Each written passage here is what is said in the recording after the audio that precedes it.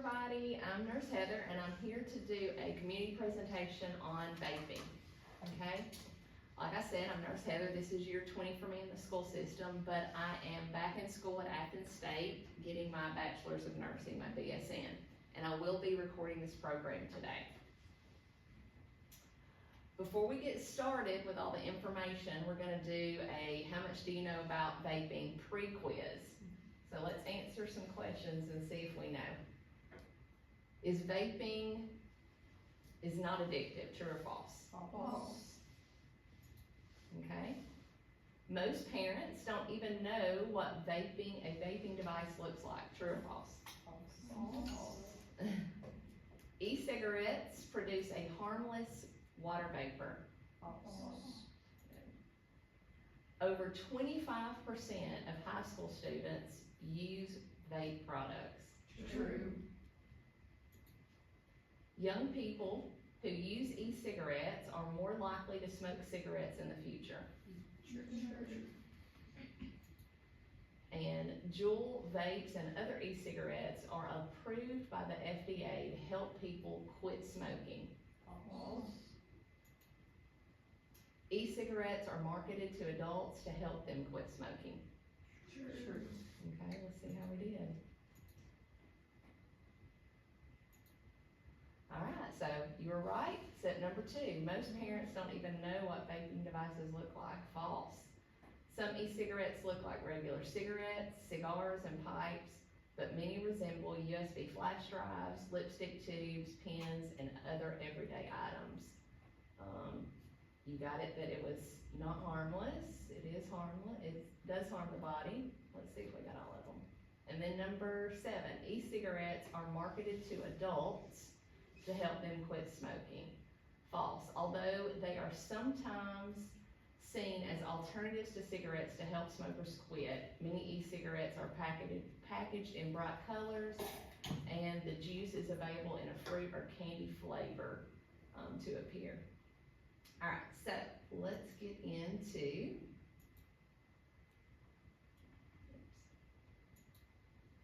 the next slide. So the goal of this program today is to help reduce the prevalence of vaping among middle school students in Decatur, Alabama, by educating them on the dangers of vaping related to health risk and give them tools to help reduce peer pressure, okay? And why am I doing that today? Because vaping is a significant problem among middle and high school students in Decatur. It's discovered that 18% of Decatur's population smokes, which is higher than the national average of 12%. We have 4 objectives with our program today. Our first 2 objectives, I want 80% of you to be able to state what vaping is and list 2 associated potential health problems or risks. Our second objective is 90% of you will be able to name at least 2 local resources or resources in general to help you to stop vaping if you already are. Our third and fourth objectives are 80% will report an increased confidence to refuse vaping from peer pressure and learn strategies and techniques to help. Our fourth objective is 80% will demonstrate a commitment to staying vape-free with a signed pledge. So let's get into what vaping actually is and the reason I'm doing this community project today. 77% of teens who use tobacco products say that they started with an e-cigarette or vape pen. That's a high number. So if we stop your age group from vaping, that's going to help prevent you from smoking regular cigarettes in the future. So vaping is the act of inhaling vapor produced by an e-cigarette or a similar device. These battery-operated gadgets contain liquid cartridges, usually filled with nicotine, flavoring agents, and other chemicals. The device heats the liquid and turns it into vapor, which is then inhaled. This is where you get the term vaping.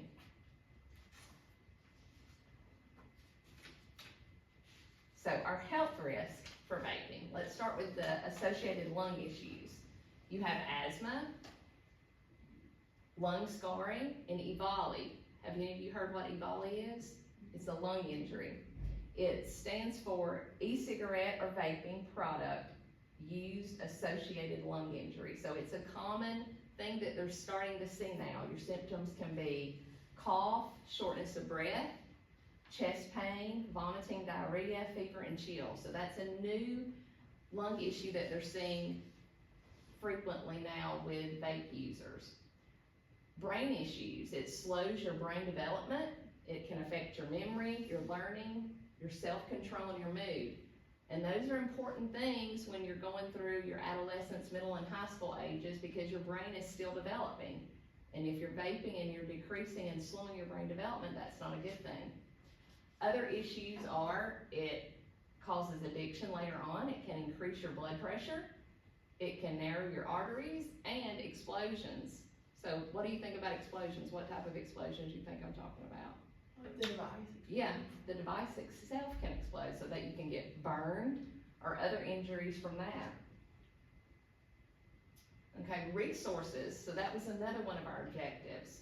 So there are several resources that you can use to help stop vaping. You have the smoke-free text for teens, text quit, and then you have the 1-800-QUIT NOW. A lot of you use your cell phones, I'm sure. There's the Instagram, Smoke Free Us, and the Quick Start app that you can download as well to help you quit smoking. What are some other reasons that people vape? Because your buddy vapes, right? Okay, that's a big thing. So what are we're gonna go over some ways that you can help to strategize and prevent that peer pressure influence on you to start vaping. So you need to have a way out. So way out can be extracurricular activities like a sport or a club, okay? You can get help or advice from a parent, guardian, teacher, counselor, or coach that you're associated with. And then you have to be able to say no. You have to be able to decide what things you're comfortable with and what things you're not, what boundaries you're setting for yourself, okay? And then you have to find your own tribe. So you don't have to do everything your friends do. Sometimes as you get older, you'll notice that friendships change and you gravitate towards a different group, okay? Okay, and then we're gonna do our pledge, but before we do our pledge, can we remember at least 2 things, health issues that are caused from vaping? You remember any? Lung injuries, asthma, explosions, yeah, and then what about the brain? Remember anything from the brain? Slow development, good, okay. And then, do we remember what vaping is? Why is it called vaping? Because it's like the liquid inside the device, like gets heated and turns into vapor. Good, good. Okay, so this is one of our other objectives. We're gonna pledge to stay vape-free. So I'm gonna pass out some vape-free pledges to everybody. Whoops, delete that on the floor. There's your vape-free. You can just sign those. And then I'm also gonna pass out your resources. Okay, get your pens. Your resources for help. So it's got all those that I listed on that slide. All right, let me get you some pens. Get those.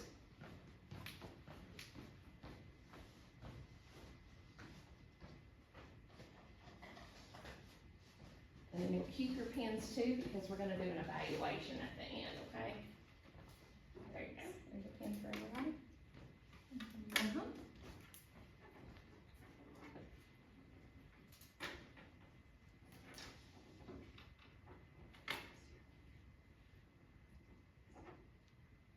All right, does anybody have any questions or answers that we wanna go over? Anything you wanna discuss? Okay, we all good? All right, next, I'm gonna ask you to fill out an evaluation, and you can just leave those turned upside down when you complete those.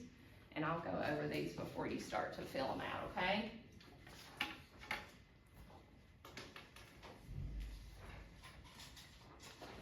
All right, so we're using what they call a Likert scale. So on a scale of 1 to 5, with 1 being very poor and 5 being very good, how would you rate the vaping education program, and you don't say out loud, just go and answer each of those questions. And then you can leave those flipped over upside down where you're at.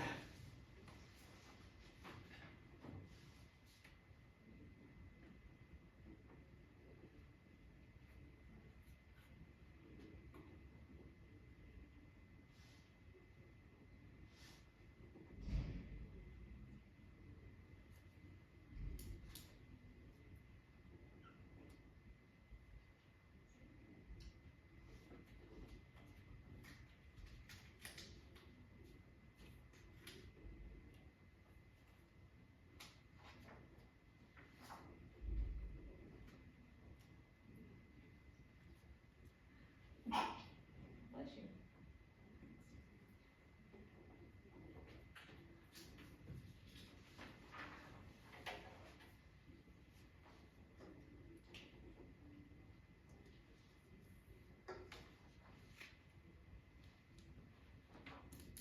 And I wanna thank everybody for their time today, and thank Ms. Fanning for letting me come to your class. And I really appreciate you letting me take a few minutes to talk with you guys, okay? Thank you, thank you, thank you.